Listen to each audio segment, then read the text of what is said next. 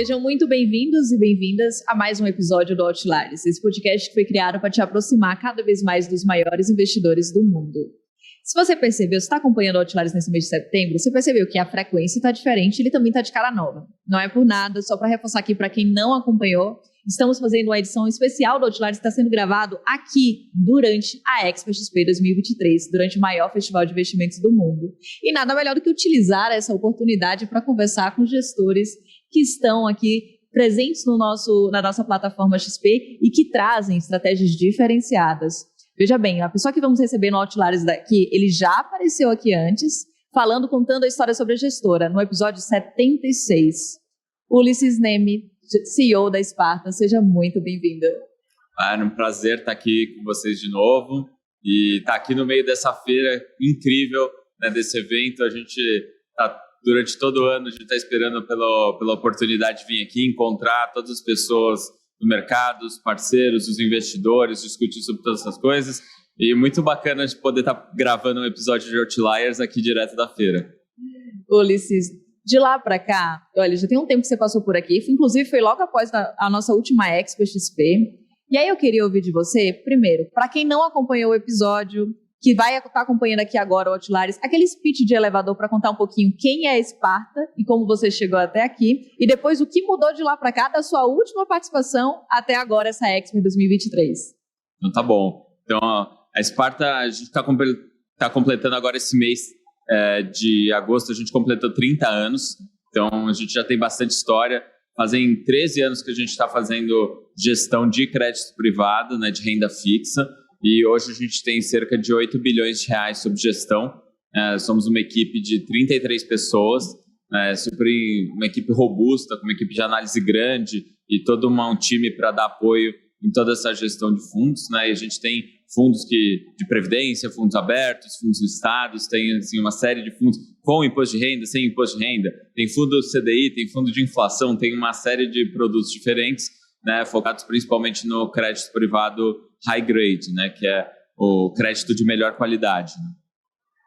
E de lá para cá a gente teve bastante emoção no mundo de crédito, né? A gente saiu muitas mudanças, né? A gente tinha uma taxa de juros em 3,75, a gente começou um ciclo de queda de juros, né? A gente teve os eventos aí que marcaram bastante o mercado de crédito, né? De Americanas, de Light, né? E alguns outros nomes, né? Que tiveram algum impacto no desempenho no MTM do mercado, né? Alguns a gente tinha Americanas na carteira, sofreu um pouquinho, felizmente não tinha nenhum dos outros nomes que tiveram problemas, assim, a gente felizmente não tinha. Alguns a gente já teve no passado, não tinha mais, mas a gente está agora num ambiente muito mais otimista, né? A gente está vendo já uma perspectiva bem melhor, não só porque os prêmios que remuneram o crédito privado, né, que a gente chama de spread de crédito, que eles estão muito mais convidativos, estão mais altos, mas a gente também vê uma perspectiva melhor para frente, né? A gente vê o risco de crédito de fato diminuindo, né, com esse ciclo de queda da Selic,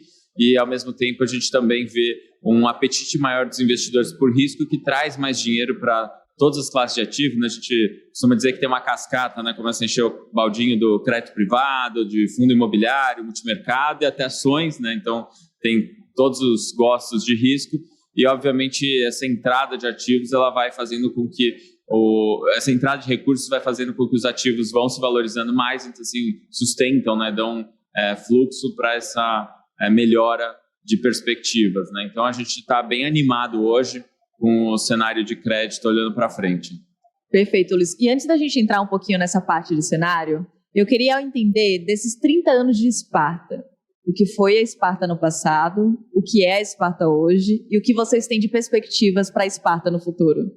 Muito bem, a gente começou pensando na gestão dos nossos próprios recursos, né? E aí começou com carteira administrada, com clubes há 30 anos atrás, né? A gente tinha um foco que tinha clube de investimento e isso virou nosso primeiro fundo multimercado que a gente começou em 2005, né, que é o Sparta Cíclico, né, que é um fundo multimercado com foco em commodities agrícolas, então uma coisa diferente, muita ação na carteira, uma volatilidade alta, né? Então esse foi o começo da Sparta como gestora de fundos, né, focada em recursos de terceiros, sempre investiu nossos recursos junto com os recursos dos investidores, né? e nesses fundos. E de 2010 para cá, a gente começou a fazer a gestão também de renda fixa e acabou vendo a oportunidade que era, né? Então, quando a gente começou, praticamente não tinham gestores independentes na renda fixa, no crédito privado, né? Então, era uma coisa muito de gestora de banco, né? Você tinha basicamente as grandes gestoras de bancos eram quem tinham as opções de renda fixa. E a gente começou a ver uma oportunidade aí, né? Então, de explorar melhor essas oportunidades que a gente tinha no crédito privado, exemplo do que acontece no resto do mundo inteiro. E a gente viu esse mercado de capitais se amadurecer bastante nos últimos anos, né? Então, a gente cresceu bastante. Em 2012, a gente tinha cerca de 80 milhões sob gestão. Em 2022, a gente fechou com 8 bilhões de reais sob gestão, cresceu 100 vezes nesse período, né, o patrimônio sob gestão. E isso colhendo resultados bastante bons, inovando sempre com produtos. Acho que essa sempre foi uma marca da Sparta, né? Então, quando ninguém tinha fundo com resgate em D30, a gente lançou fundo com resgate em D30, né? Que foi o caso do Sparta Top lá atrás. Depois a gente foi o primeiro gestor a criar um fundo de debêntures incentivadas com hedge total, né? Com perfil pós-fixado, né? Depois a gente tem hoje uma família de fundos indexados à inflação também. Teve fundo de previdência também, que foi um dos primeiros a fazer entre os gestores independentes focados em crédito privado. Enfim, estamos sempre tentando inovar e fazer produtos que sejam bons para os investidores, porque no final a gente acaba investindo nossos próprios recursos nesses fundos, né? Perfeito. E como vocês estão distribuídos em relação ao time dentro da gestão de crédito? Como é a tomada de decisão? Boa. Hoje a gente tem 10 analistas, mais 2 gestores e um diretor de gestão, né? Então, são 13 pessoas da gestão que estão diretamente envolvidas com a gestão de crédito, né? Basicamente, a gente tem, entre os 2 gestores, tem um que toca mais a parte de análise, tem outro que toca mais a parte de alocação, de construção das carteiras. E a gente também tem um comitê de renda fixa, que a gente se reúne semanalmente, que ele é composto basicamente pelo diretor de gestão e os 2 gestores, mais o diretor de risco, que tem poder de veto, né? Então, a gente tem um órgão de governança para aprovar os limites para cada um dos emissores que a gente pode ter em cada um dos fundos, né? Então, é ali que a gente aprova os limites. Então, como que funciona, né? Quando a gente vê algum tipo de oportunidade, seja no primário, seja no secundário, né, passa pelo time de análise, que eles esmiuçam todo o case, né, colocam os números, planilham, né, estudam sobre a empresa, sobre o passado da empresa, o posicionamento, etc., né, fazem toda uma análise completinha e aí submetem essa análise para aprovação de um limite pelo comitê de renda fixa, né? Uma vez aprovado o limite, daí os gestores podem, de fato, montar a posição, né? Então, você pode montar no primário, pode montar no secundário. A gente olha muito para nível de preço, né? Então, a gente vale muito a análise relativa de preço, né? Então, você tem uma debênture que está pagando CDI mais 2,30, né, de um determinado setor. É importante você saber se tem outras debêntures parecidas que estão, de repente, com uma remuneração um pouco maior para um nível de risco similar, etc. Então, é uma análise constante de otimização de relação retorno sobre risco, né? E daí a gente executa, de fato, essas posições. Pode ser no primário, pode ser no secundário. Perfeito. E olhando para os setores incentivados, olhando para a gestão dentro do crédito de infraestrutura, como é que vocês estão tanto estruturados e como vocês olham para essas oportunidades hoje dentro da Sparta?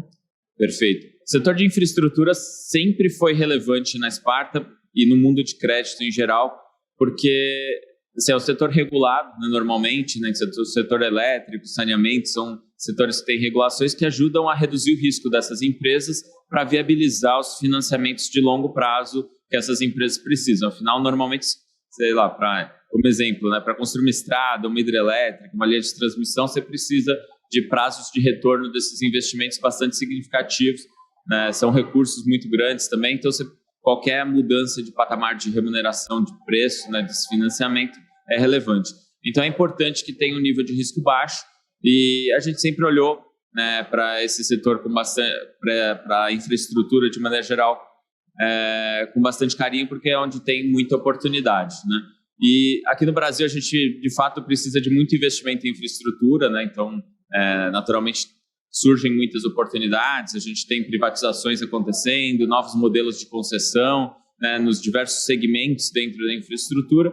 E como a gente faz lá no Sparta é que a gente divide cada segmento para um determinado analista, né? Então, você tem um especialista no setor, né? Então, vou dar exemplo aqui, o setor elétrico, né? A gente tem uma pessoa que está acompanhando de perto, inclusive o que está acontecendo no Congresso em relação ao setor, o que está acontecendo com cada um dos emissores, consegue comparar, né, o que está acontecendo com cada um dos emissores, e aí que a gente consegue avançar nas nossas análises, por exemplo, e detectar alguém que não está com uma métrica tão boa. Então, por exemplo, a gente tinha a Light no ano passado nas carteiras e a gente decidiu sair depois que teve uma aprovação de uma lei no Congresso e que ia afetar de maneira bastante significativa a Light, né? Fora outras questões ali pontuais. Então, a gente desinvestiu nesse caso há mais de um ano atrás, né, quando ainda não era um assunto tão quente, né, quando ainda tinha muita gente querendo comprar, né, e a gente ficou fora dessa bagunça que teve depois aí, no começo desse ano, depois do evento de Americanas. Né?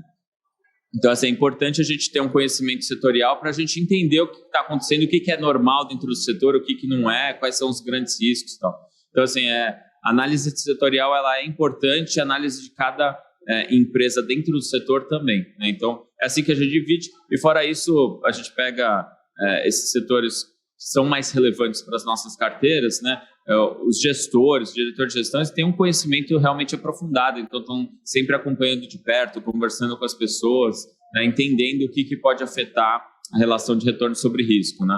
E muito, assim, até vendo o que vão ter de perspectivas para frente, né? Então, às vezes você tem uma empresa que vai ter uma nova emissão, que você espera que tenha uma nova emissão de dívida para frente, talvez isso evite que a taxa do ativo feche muito ou não. Então, assim, tudo isso afeta a dinâmica do papel, as perspectivas de cada emissor. Né? Então, é importante a gente conhecer isso tudo em profundidade. Né? Quantas caixinhas setoriais vocês possuem hoje dentro da Sparta na parte de crédito? Quantas caixinhas? Setoriais. Então, hoje a gente tem os 10 analistas, né, a gente divide segmentos e subsegmentos, né? Então, no Legal. final, às vezes tem analista que cuida de mais de um setor, né? Então a gente não põe um número específico, né? A gente vai atribuindo determinados emissores. Bom, esse daqui é emissor, provavelmente vai encaixar mais perto do que esse analista acompanha, né? Então, atribui a um determinado analista, né? Aquele setor, né? Isso nos setores menores, né? Nos setores maiores, às vezes tem analista que cobre 2 setores só, sei lá, elétrico, transmissão, elétrico, geração, por exemplo, que na verdade já são bastante amplos, tem um número grande, né? Não é tão top-down assim, né? Todos os setores iguais. Tem setores que têm muito mais emissores, tem setores que têm muito menos que acessam o mercado de capitais ou que são elegíveis para a nossa alocação. Olhando muito para a relevância e atratividade que vocês estão enxergando, né? Perfeito, né? Não, perfeito. E em termos de estratégia, tipos de estratégias, não necessariamente a gente está entrando agora em produto, mas tipo de estratégias que vocês oferecem hoje dentro da Sparta.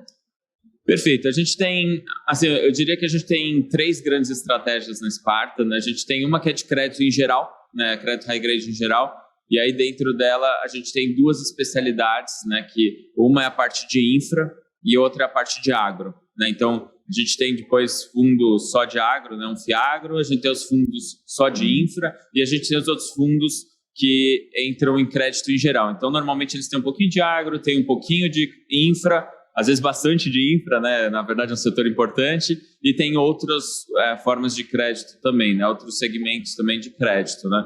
E aí dentro de, assim, para os produtos, né? O que varia muito, isso é uma diferença que a gente tem no crédito em relação a outras classes de ativos, né? É que às vezes você tem regulações muito específicas, né? Então, sei lá, a gente pegar o caso de infra, né? Você tem lá fundos que tenham um determinado percentual de debêntures incentivadas, vão ter isenção, né? Na Previdência, por exemplo, você tem outras regras. Você não pode ter determinados tipos de emissor, mas pode outros, né? Aí você pega fundos para seguir a regulação para fundos de pensão, tem outras vedações ou outras limitações que, de repente, para um investidor qualificado, elas não existem. Daí você pode fazer um produto mais arrojado, né? Então, afinal, a grade de produtos que a gente tem na Sparta, ela acaba sendo relativamente ampla, né? E principalmente quando compara com uma gestora de ações, por exemplo, que seria outro tipo de gestor especializado em empresas, né? Porque de fato a gente tem regulações diferentes com características diferentes, né? Que atendem às vezes públicos também diferentes. Perfeito, muito obrigada. E agora vamos falar de oportunidades. Você começou falando que vocês estão com uma perspectiva positiva para o crédito daqui para frente. Recentemente, dentro das nossas análises, soltou um relatório que fala sobre os bons ventos para as debêntures incentivadas. Perfeito. De olho em alguns fatores que você já comentou alguns por aqui, mas antes de falar sobre esse momento atual e essa atratividade, queria entender de você um pouco do histórico, de como foi essa construção e um pouco também da diferença entre o spread dos títulos incentivados e dos títulos que não são incentivados. Ah, legal. Olha, ano passado a gente teve um passo atrás até. A gente tem uma diferença importante, né, no mercado hoje, que é o seguinte: você tem os ativos não incentivados, que eles são predominantemente atrelados ao CDI, e você tem hoje os ativos incentivados, que basicamente são atrelados ao IPCA, né, a inflação. Então, eles têm dinâmicas distintas, né? Então, assim, às vezes pode ser que no crédito atrelado ao CDI está muito evidente o spread de crédito, né? Já quando a gente está falando de uma debênture incentivada, né, às vezes os gestores estão olhando o spread de crédito, mas o investidor, pessoa física, que tem o benefício tributário da isenção, ele está olhando a taxa. Então, sei lá, se for IPCA mais 7, é bom, isento, né, ótimo. Então, o investidor, de repente, ele vai estar, ele pode estar achando bom, mesmo que não esteja com um spread tão atrativo assim, né? Já quando é um gestor, normalmente tem um olhar um pouquinho mais crítico, né? Então, ele dá mais peso, de fato, para o spread de crédito, né? E aí a gente normalmente vê uma relação entre os incentivados e os não incentivados razoavelmente arbitrada, ou seja, razoavelmente equilibrada, se você fizer o ajuste pela isenção, né?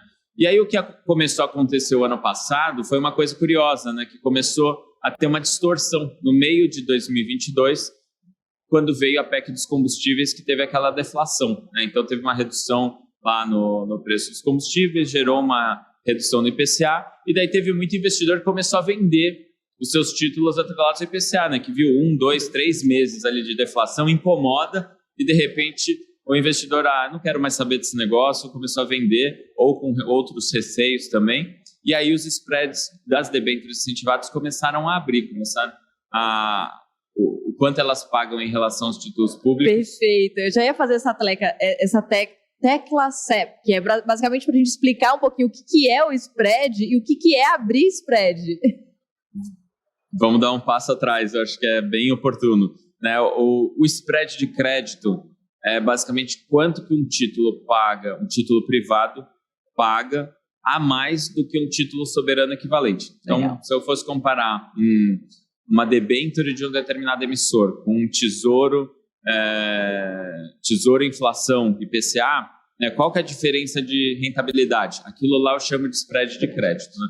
E aí a gente costuma usar essa nomenclatura de abre e fecha, né, que às vezes confunde muitas pessoas, né? Eu peço até desculpas por usar esse termo assim, né? Mas quando abre, normalmente esse movimento de ficar maior, né? Então quando a remuneração está aumentando, significa que o preço está caindo, então a perspectiva para frente fica melhor, né? No final, quando a gente fala de spread, de perspectiva, a gente está olhando quanto que é a expectativa de retorno para frente, né? Então, se o preço caiu, significa que a expectativa de retorno para frente ficou maior, então, consequentemente, a gente tem aumenta o spread e diminui o preço, né?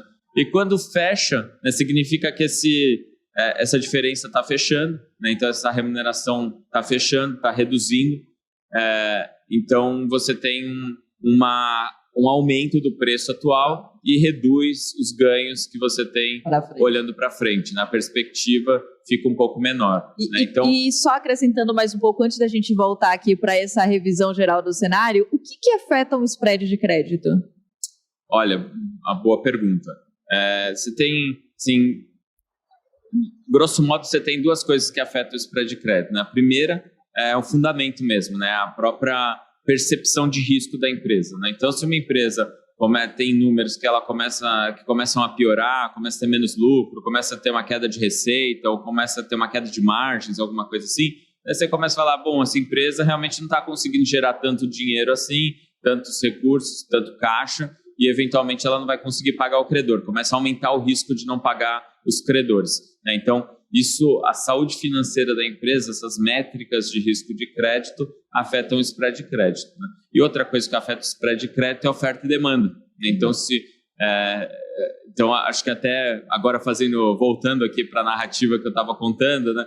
Quando a gente viu a deflação e os investidores eles começaram a vender as debêntures, essas debêntures incentivadas atreladas ao IPCA, né? O que estava acontecendo? Não é porque as empresas estavam numa situação pior.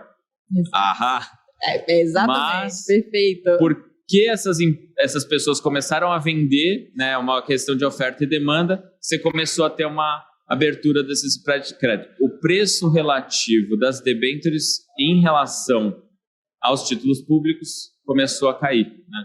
Então, isso assim, foi atrapalhando, né, a rentabilidade dos fundos, né, que tem marcação mercado, gerou mais resgates, e daí mais resgates geram mais vendas e tal. Então, a gente viu ao longo de todo o segundo semestre de 2022 uma abertura, né, um aumento dos spreads de crédito, né? E aí, quando estava se estabilizando na virada do ano, eis que a Lame, né, a Lojas Americanas, vem com aquela notícia, né, da fraude e atrapalha todo o desempenho do mercado de crédito, porque lança uma dúvida, né, uma incerteza no mercado, né? Então, os investidores eles ficam assustados porque, poxa, uma empresa desse tamanho passando por dificuldades ou relatando lá um rombo daquele tamanho, será que não sou próximo? Vou pedir resgate, né? Então, começou a ter uma onda de resgates nos fundos que fez com que mais debêntures fossem vendidas e começasse a abrir ainda mais, né, os spreads, aumentar ainda mais essas remunerações.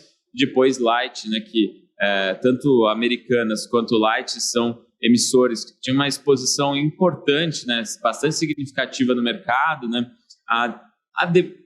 A Lojas Americanas não tinha tantas debêntures na mão de pessoas físicas assim, mas muito estava concentrado de fato nas carteiras de fundos, mas a Light em especial tinha debêntures incentivadas, tinha muita pessoa física que tinha, então assim, afetou muita gente, né? Então causa um pânico no mercado, né? Teve muito resgate, os spreads abriram, e aí esses spreads, essa remuneração adicional, né, do risco de crédito, ela ficou tão grande que ficou no nível, chegou no nível próximo ao que era na pandemia, inclusive, né? Então, assim, preços de pandemia, né, daquele início da pandemia, que a gente sabe, olhando em retrospecto, que eram bastante distorcidos, né? A gente chegou a ver isso agora no primeiro semestre de 2023 e dali para frente. E ali foi uma grande oportunidade, inclusive, de investimento, né? Então, aquela história de enquanto uns choram, outros vendem lenços, né? Então, tinha muita gente vendendo, né, aquelas debêntures a preço de banana, né? Às vezes, debêntures de empresas AAA, assim, de excelente qualidade, setores super seguros, como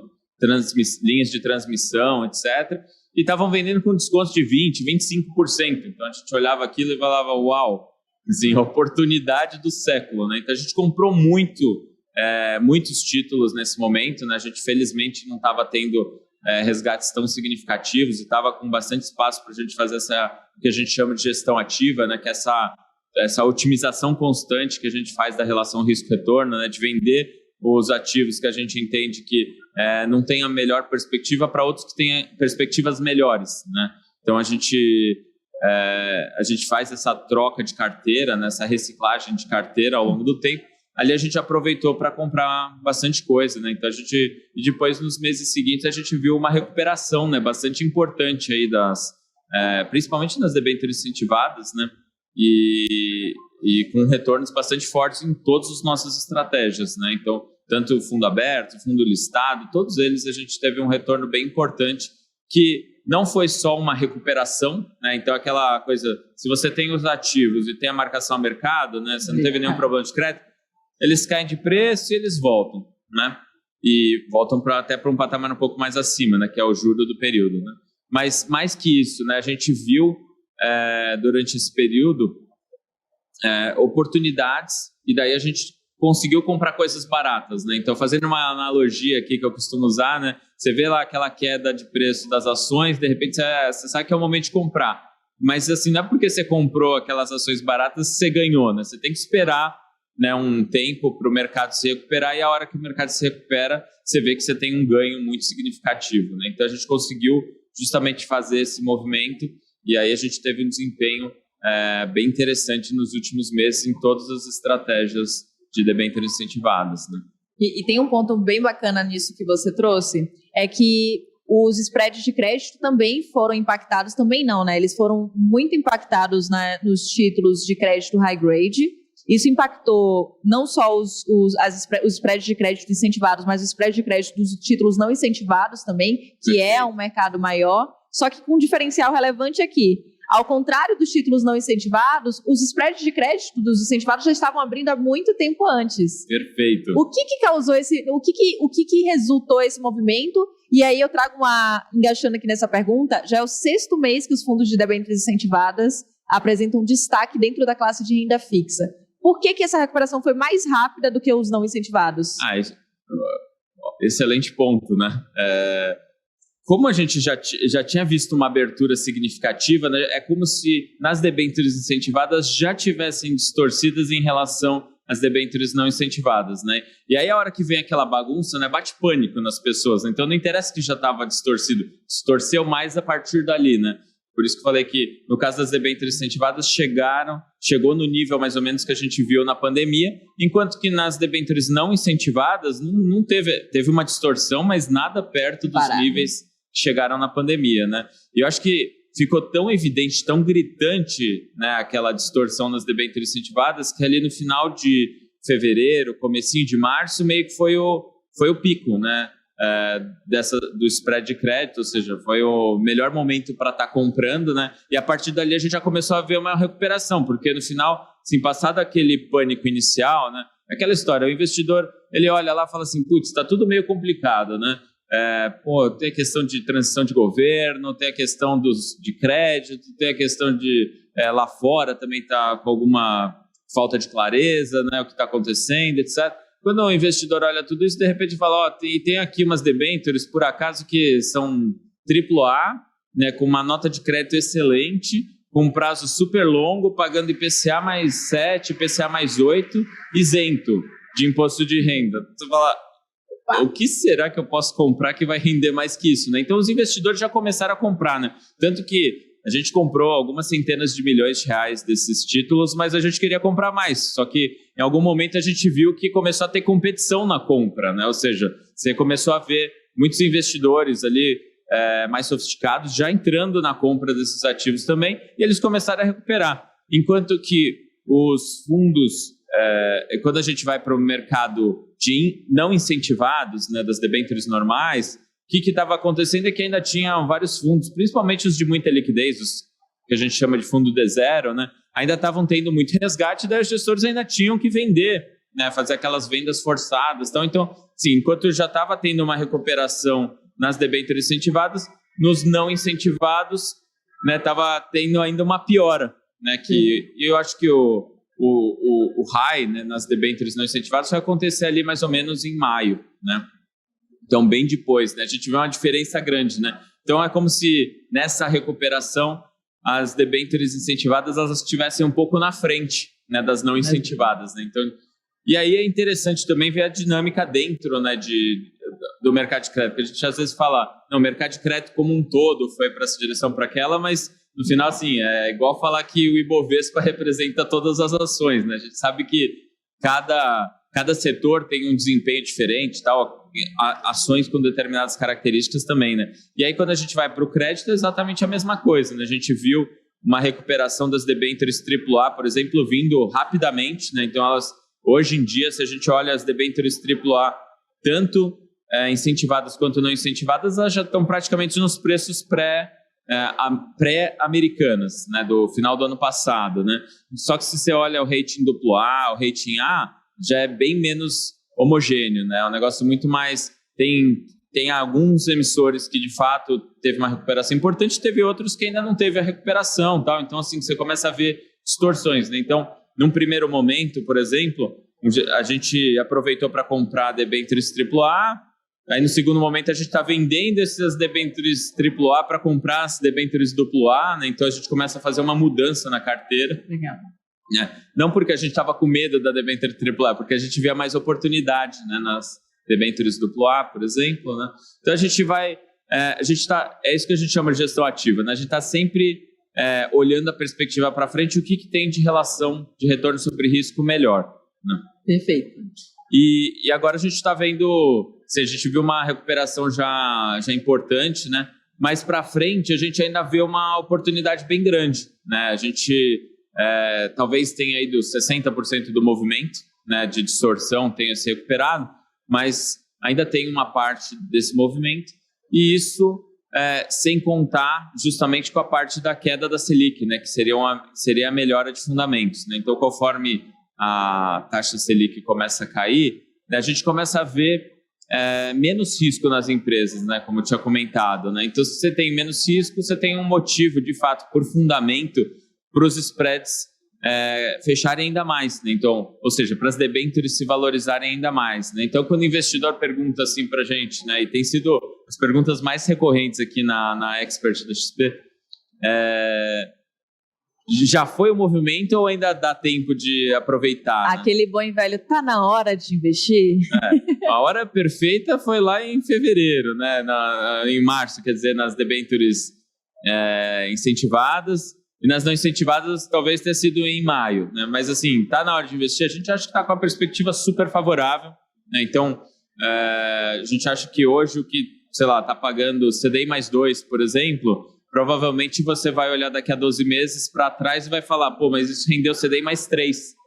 Pô, como assim? A taxa da CDI mais 2, né? Mas você, por causa da marcação ao mercado, vai ter se valorizado mais ainda, né? E provavelmente a gente vai renovando a carteira com o tempo, né? Então, a gente acha que está num momento muito favorável do ciclo, né? Está começando uma fase muito virtuosa em que você começa a ver rendimentos melhores, daí atrai mais recursos entrando, mais taxa caindo, né? Mais taxa fechando, ou seja, mais debêntures se valorizando de novo. Então assim, é um ciclo muito bom e que ele não deve se esgotar em alguns poucos meses, né? Deve ser uma coisa de 1 ano, 2 anos, 3 anos, alguma coisa assim, né? Então não é um movimento que em poucos meses ele se esgotou, né? A gente vê uma perspectiva favorável para frente, para um horizonte bem razoável. Perfeito. Um dos objetivos do Outliers é começar a mostrar um pouco da cozinha. E quando falamos da gestão de crédito, você trouxe aqui vários indicadores que são relevantes, inclusive olhar para essas perspectivas para o mercado de crédito, olhar para os spreads de crédito.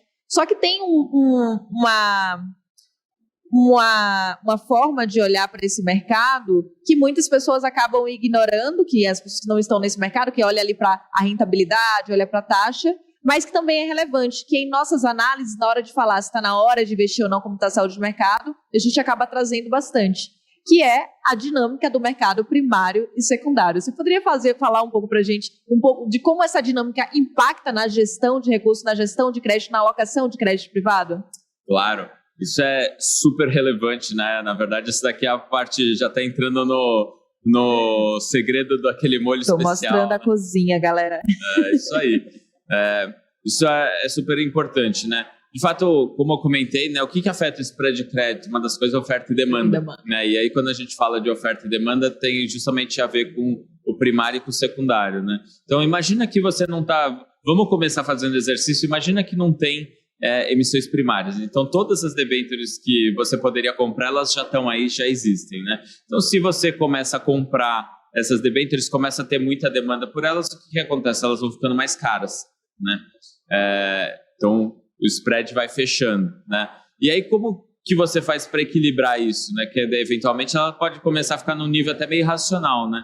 Se você tiver mais ofertas, né, você começa a ter mais emissões primárias, né, mais captações primárias, você ajuda, de certa forma, a compensar por essa demanda. Então, você dá uma estabilizada no nível de preços, né? E isso é bom para os investidores, né? Esse negócio de fechar spread, né, ele pode parecer bom no curto prazo, mas a médio e longo prazo não é o ideal, né? O ideal é que você consiga estar sempre capturando um pouco dessas distorções, mas que, na média, os spreads estejam sempre com um nível adequado de remuneração, que não tenha um desequilíbrio de oferta e demanda, né? Então, por isso que as emissões são importantes. E a gente sabe que as empresas também precisam, né, captar recursos e precisam se programar em relação aos vencimentos de dívida que elas têm, etc. Então, elas vão fazendo isso com uma certa recorrência, né? Então, por exemplo, para 2024, para 2025, a gente tem bastante vencimento de debêntures nesses períodos. Então, é natural que a gente veja uma retomada nas emissões de dívida, né? E a gente já está vendo o pipeline pela conversa que a gente tem com os bancos, com os coordenadores das ofertas, etc. A gente já tem visto um pipeline bastante interessante com um nível de taxas também atrativo, né? Então, isso ajuda a não acelerar tanto os ganhos de curto prazo, mas manter um nível de rentabilidade legal por mais tempo, né? Então, acho que essa que é muito desse conflito, né, entre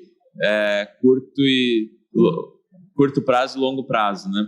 Então, a gente tem... E o mercado secundário, né, eu também tenho usado como exemplo, né, que ele tem se desenvolvido muito, né? Então, há 5 anos atrás, por exemplo, a gente tinha uma negociação de debêntures no mercado secundário que era na casa de 2 bilhões de reais por mês, alguma coisa assim, né? Hoje negocia 30, 40 bilhões de reais por mês. Então, assim, teve um aumento muito significativo nos últimos anos, né, na negociação de debêntures, na negociação de debêntures como um todo. Isso sem falar dos outros títulos de crédito também. A gente fala de letras financeiras, os produtos estruturados como CRI, CRAF, DIC, etc., né? Então, a gente tem um desenvolvimento muito grande.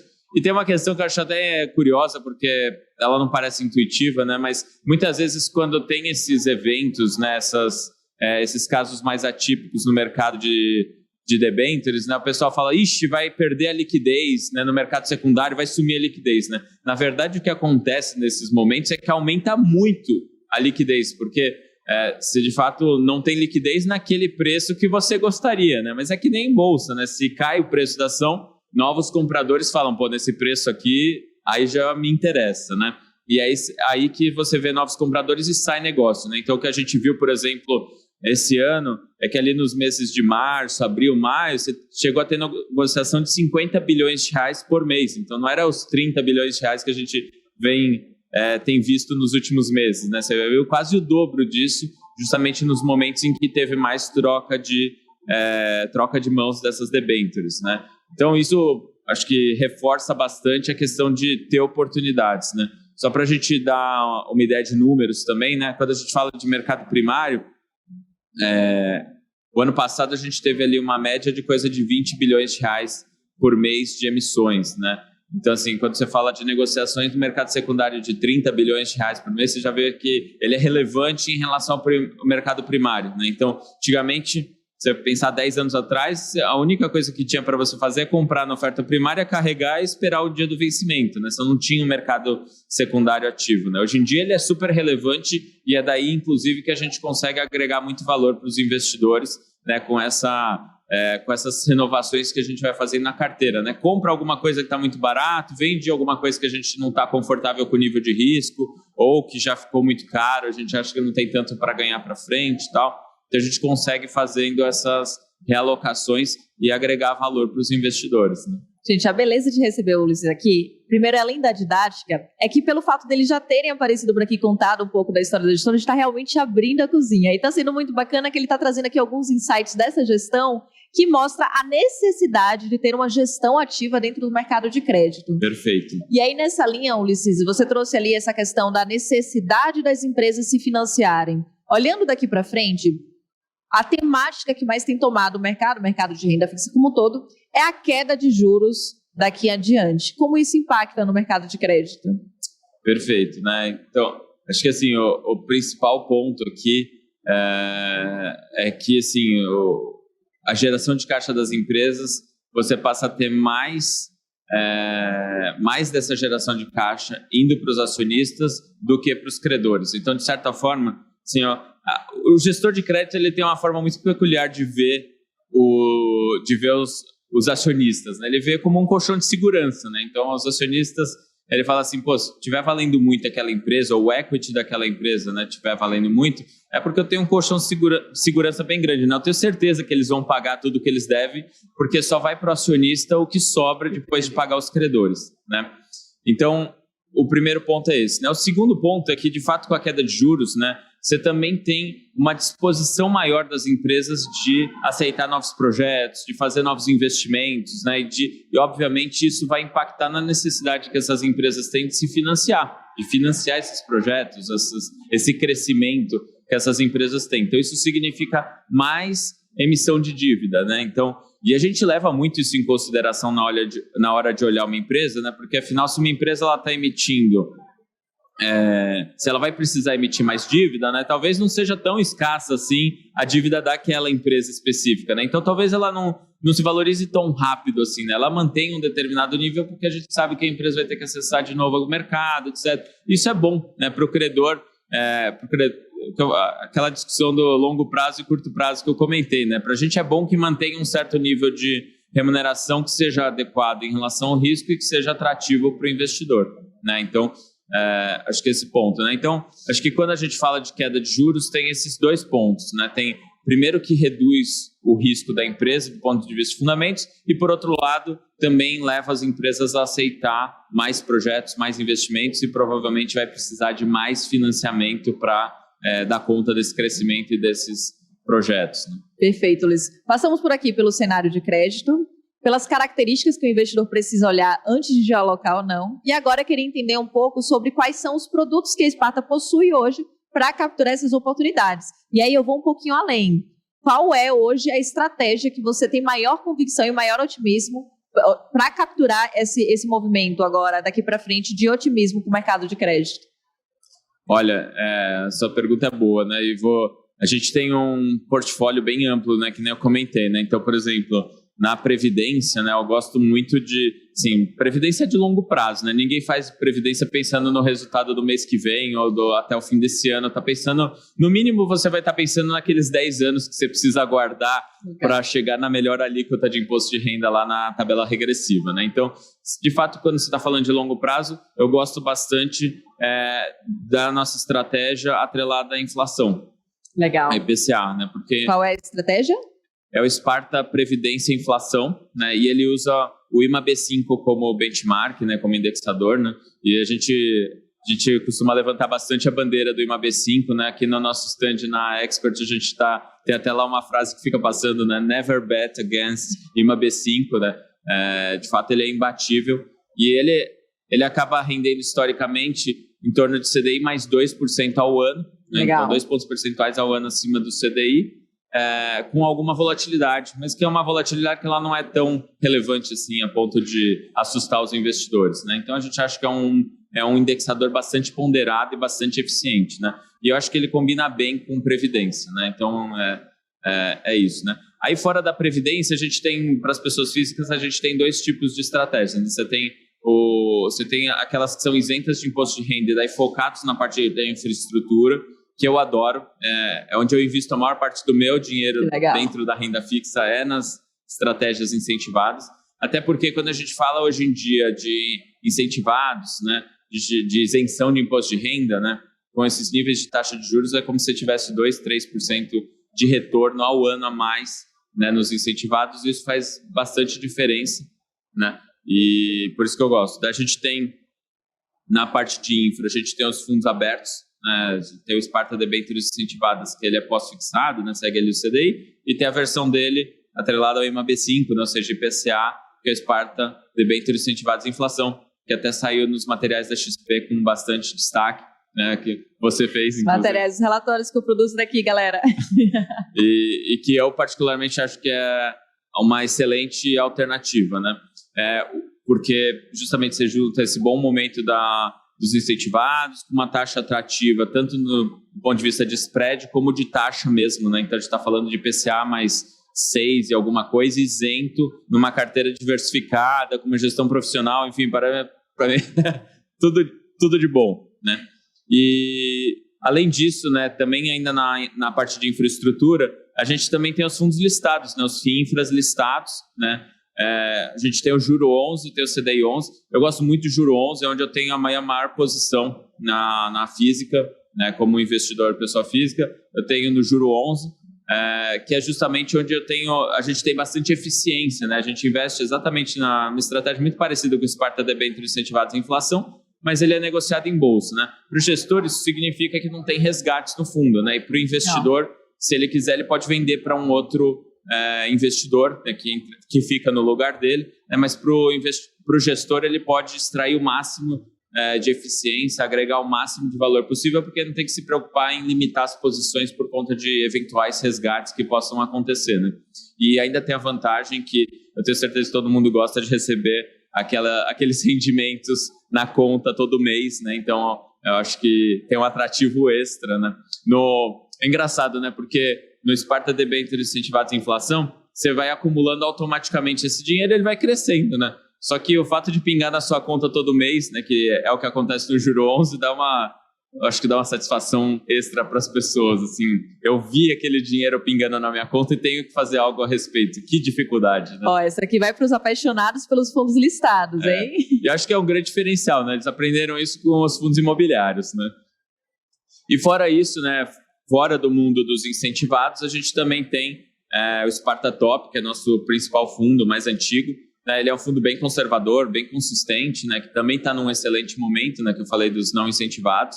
Então, ele tem uma meta de CDI mais 1,3, mas provavelmente, olhando para frente, nos próximos 12 meses, eu acredito que ele possa render mais do que 1,3% acima do CDI. Né? Ele deve render mais porque está com taxas também acima do normal. Né? E tem a versão do Sparta Top e pós-fixado, e tem a versão do Sparta Top Inflação, que é indexado a uma B5, que é aquele que eu adoro. Né? E por último, a gente também tem o Sparta Max, né, que é um fundo daí para investidor qualificado. Ele é a versão mais arrojada do Sparta Top. Né? Aí a gente não tem a versão inflação, né, mas ele é um fundo mais arrojado mesmo, pode alavancar um pouquinho, tem um pouco mais de flexibilidade no mandato. Ele é realmente assim, um Sparta Top turbinado. Perfeito, Luiz. A gente está quase caminhando para o final do episódio.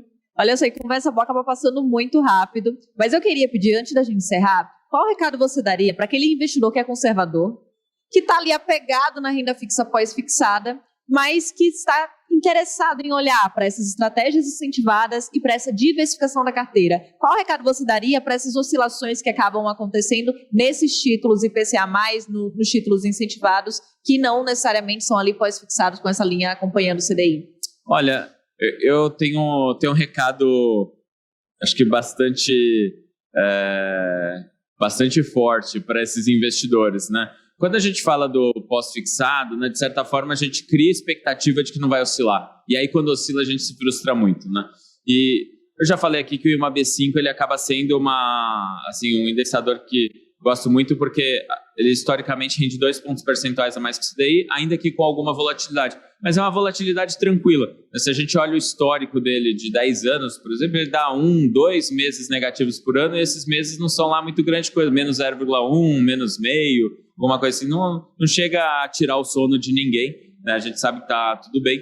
E com isso, tendo um pouquinho de volatilidade, né, você também não vai se assustar a hora que, porque o spread de crédito abriu um pouco mais, um pouco menos, você não vai se assustar tanto. Né? Então você acaba tolerando um pouquinho mais dessa volatilidade, você já espera um pouquinho dessa volatilidade e provavelmente você vai chegar depois de um período com resultados mais altos do que com rentabilidades mais altas do que se você tivesse ficado no pós-fixado. Né? Então eu gosto muito da ideia do pós-fixado para aquela parte que você pode precisar com alguma